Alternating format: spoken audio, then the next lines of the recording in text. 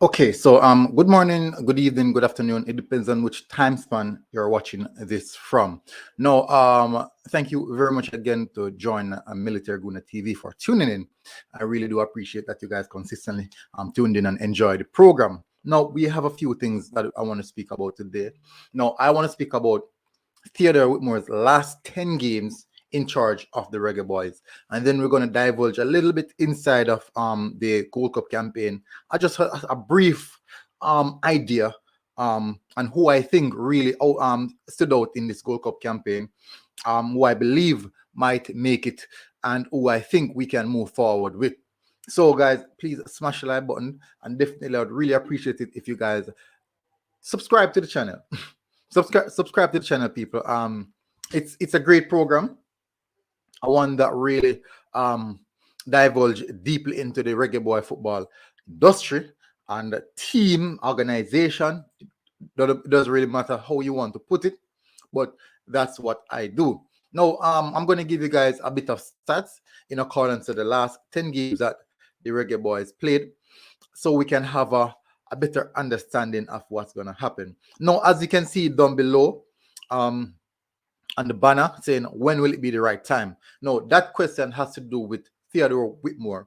When will it be the right time? So we're going to go to the end of this program for that. When will it be? We're gonna divulge a bit into when would it be the right time to sack Theodore Whitmore. That is if he wants to get sacked. Because the reason why I'm doing this is to we want to highlight what's been happening with the Reggae Boys. It makes no sense we gloss over everything that's happening and pretend as if it's all good. We cannot pretend anymore that it's all good when it is not. No, if anyone believes that this team can take us to the World Cup campaign, so be it. I strongly believe that as well. Now, it boils down to the administration and also the coach, because the coach plays a big factor. We saw where the administration gave the coach some players. The coach got these players, but this team in particular that we have right now, I believe, is a good team. I strongly believe it's a good team. I will see how that one goes. As I said, let's divulge into Theodore Whitmore's last 10 games. So, as I said, I tweeted this earlier. These are some very interesting stats from the Reggae Boys' most recent games. Take it as you wish, but to me, these are not a good look. Now, the last 10 games we played, we won 3 out of them. Yes, we won 3 out of our last 10 games. Now, 3 out of 10. 3 out of 10. If you're going to school, right, and you get 3 out of 10, how much percent is that? Would you pass? Would you pass? Tell me. I want to know, people. Would you pass with 3 out of 10? If you're going to school, right, you got 3 out of 10 in any exam, would you pass? That is the first question that I want to ask. No. We drew 2 games and we lost 5. We lost 5. Fair enough. Some people might say that there's context to it. Of course, to every game that we lose, to every game you play, there's always context. There's always context. For example, we watched the Hewers recently, and we saw where England was knocked out in the final. England didn't win the final. The context was that Southgate didn't utilize his substitution correctly. Southgate didn't utilize his penalty takers correctly. So that was the context. So what is it? What context is there for the winning team? Italy, planning and preparation. Italy, good coaching. Italy, a good system. So no one is looking at that context of how well Italy played, of what they did right, and all the things that they did correct to reach where they're at and won the trophy. But people are talking about the bad context. No, each time when we won the game against Suriname in the Gold Cup campaign, we beat Suriname and Guadeloupe, which is we were expected to beat these 2 teams. We knew that Costa Rica would be a big problem because they're a better team than Suriname and Guadeloupe. We knew that the USA would be a big problem. So We expected to be the two teams that we defeated. Fine. Remember now, individual brilliance played a significant role in those games. So the better the players are, the stronger the potential for us to win games. Because we won't win any games based off style of play and system. We won't win any games like that. Where's that noise coming from? Now, when you should have a look at the 5 games that we lost.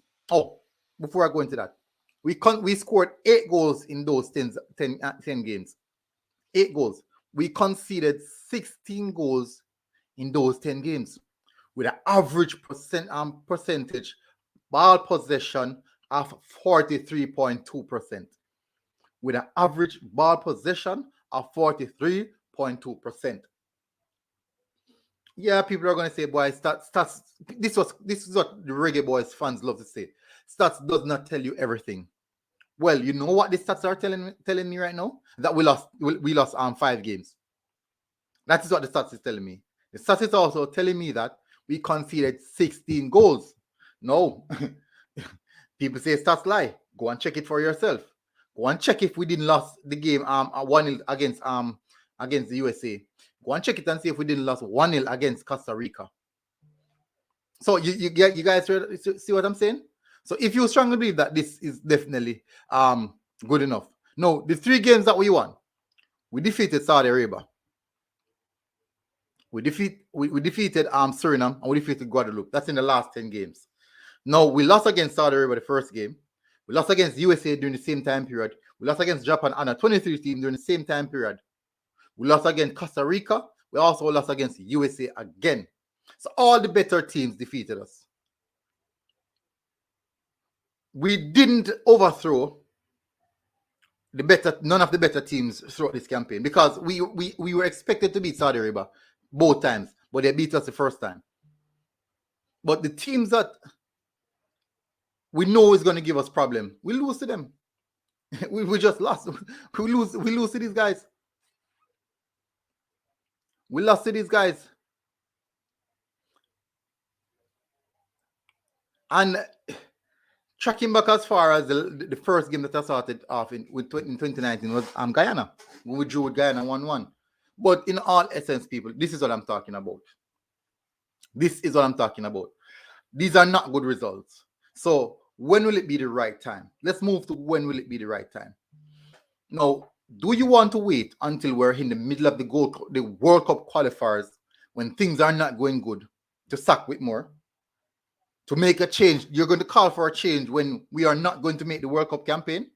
Or, as most Reggae Boyz fans, I see a lot of the Reggae Boyz fans on Facebook, most of the old heads on Facebook were saying that they're talking about in 1998, what we did in 1998, what happened in 1998. That's all they're talking about. All the things that happened in 1998. This is not 1998. This is now. So you have so much Reggae Boy fan on Facebook who is saying that the coach did his best, the coach is, and it's just a team. No, let's take away that last game. Let's take away that game.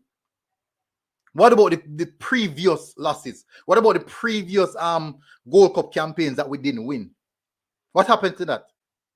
What happened during that time period? See, the rumor has been around the scene from 2007. I think 2007, when he was caretaker, assistant. These guys are around the team since how much years is that? That's over a decade. It's over a decade. He's been around the team. Over a decade. He has been around the team. Now, should we really wait until should we wait until the World Cup qualifiers start before when things are going bad before we actually get into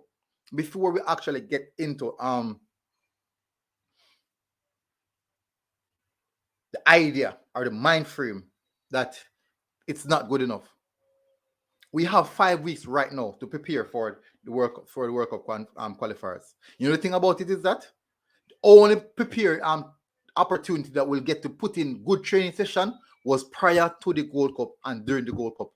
We won't get that during the World Cup qualifiers because during the World Cup qualifiers, the season, all the top leagues around the world will be initiated. The season will be ongoing. And when you have an international break, it is 2 weeks. 1 week training session, if that's if you get that amount, and then possible, it's all happened between 2 weeks time period. So the most training session they'll get are maybe like a four days. Then it's game day, and then the guys leave again to maybe they played like 2 games in a week. So if you believe that coming this World Cup qualifiers, we would have time to gel. No. Right now, if you look at all the players that are in the Gold Cup squad, there's so much players still to integrate into the team coming this World Cup qualifiers. It means that we're likely to have a possibly almost a fresh team again. So why not make the change now rather than wait until then when the situation goes bad? So when will it be the right time? That is a big question. When will it be the right time? Will there ever be a right time? There's none. It's like when you're at a Premier League club, right? You're afraid to sack a manager at the early stage of the campaign because they're going to say that the results will come. In the middle of the season, you're going to say, let's see out the season, or you can't sack him now because maybe the players are starting to perform. And then when it's close to the end of the season, you're going to say that give him until the end of the season and then start a new season. No. There's never a right time to sack a coach or a manager. There's never a right time. The only correct time is when you do it. Just do it. So I believe that JFF have a big task ahead of them, massive task ahead of them, and we'll see how they approach this one. I said that I was going to like the Gold Cup campaign, but I will not touch that for now. I'll definitely do it on a live stream, and we'll see how that one goes. People, thank you very much for tuning in. This is just a few words, few things that I want to speak about. I'm glad that you guys tuned in. Make sure you smash that like button. I will definitely appreciate it, guys. And this has been Military Guna TV, people. Make sure